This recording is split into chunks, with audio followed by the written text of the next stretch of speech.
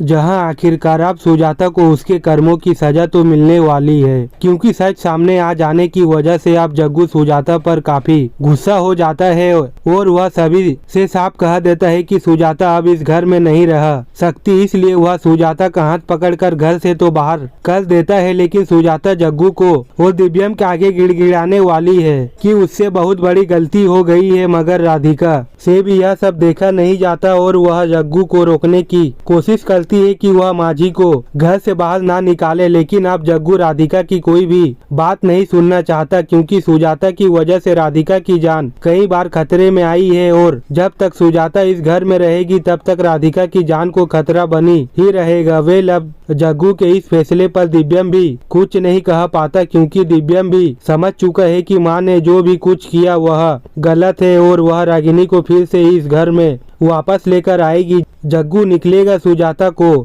घर से बाहर। रागिनी अपने पति के साथ पहुंचेगी बंसल भवन और मांगेगी दिव्यम से अपना हक। दिव्यम ने जहां रागिनी को घर से तो बाहर कर दिया है, लेकिन इतना सब हो जाने के बाद भी राधिका ने हर बार की तरह इस बार भी अपना मुंह नहीं खोला कि यह सब सुजाता की वजह से हुआ था। और इसी बात का फायदा उठाते हुए सुजाता फैसला ले लेती है कि वह राधिका और लड्डू को जल्द से जल्द इस घर से बाहर करके रहेगी। मगर यह सुजाता की आखिरी चाल थी और अब फैसला सुजाता सोच रही है वैसे किसी भी हाल में नहीं होगा, क्योंकि दिव्यम खुद अपने कानों से सुजाता की करतूतों के बारे में सब कुछ सुन लेगा कि सुजाता की वजह से ना जाने कितनी बार राधिका की जान खतरे में पड़ी। और यह सब जानने के बाद दिव्यम और पूरे घर वालों को एक बड़ा झटका लगेगा, जिससे जग्गू भी समझ जाएगा कि जब तक सुजाता इस घर में रहेगी तब तक इस घर में शांति कभी नहीं आने वाली। इसलिए जग्गू सुजाता को घर से बाहर करने का फैसला कर लेगा। लेकिन वही सुजाता के जाने के बाद रागिनी घर में एक और बड़ा तमाशा खड़ा करने वाली है और रागिनी अपने असली पति के साथ घर में आकर पूरे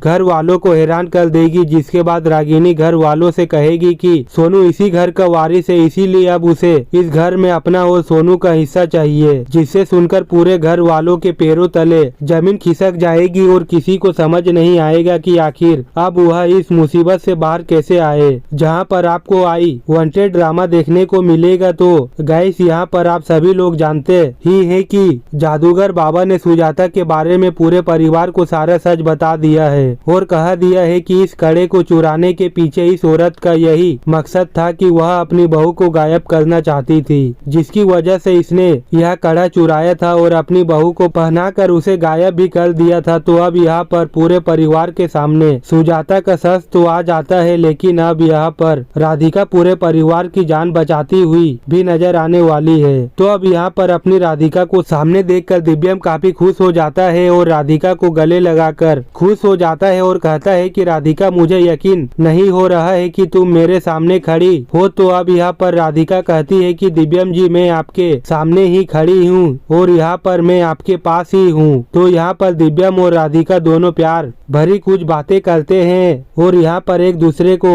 हक करते हुए नजर आते हैं। तो जैसे ही यहाँ पर राधिका नीचे आती है तो गोलू, सोनू और रानी यहाँ पर खेल रहे हैं। तो अब यहाँ पर बीच में राधिका आ जाती है, जिसकी वजह से बच्चे राधिका को कहते हैं कि तुम हमारे साथ आंख में चोली खेलो। तब अब यहाँ पर राधिका आंख में चोली खेलने लग जाती है। तो अब यहाँ पर सुजाता एक आइडिया लगाती है और यहाँ पर वह राधिका को जान से मारने का प्लान करती है। लेकिन यहाँ पर सुजाता का यह प्लान भी नाकामयाब होने वाला है, क्योंकि जैसे ही राधिका गिरने वाली थी तब यहाँ पर दिव्यम ने राधिका की जान बचा ली, जिसकी वजह से राधिका की जान बच जाती है। तो फिर यहाँ पर दिव्यम और राधिका दोनों यहाँ से चले जाते हैं। फिर यहाँ पर सुबह होते ही दिव्यम पुलिस स्टेशन जाकर यह पता करने की कोशिश करने लग वाला है कि आखिरकार किसने रागिनी को जेल से छुड़वाया। तब यहाँ पर जेल जाने के बाद दिव्यम को पता चलता है कि रागिनी को किसी और ने नहीं बल्कि सुजाता ने बेल करवाई है। तो अब यहाँ पर दिव्यम घर आता है और चिट्ठी सुजाता के सामने लाता है और कहता है कि आखिरकार माँ अपने रागिनी को क्यों छुड़वाया, आपने ऐसा क्यों किया।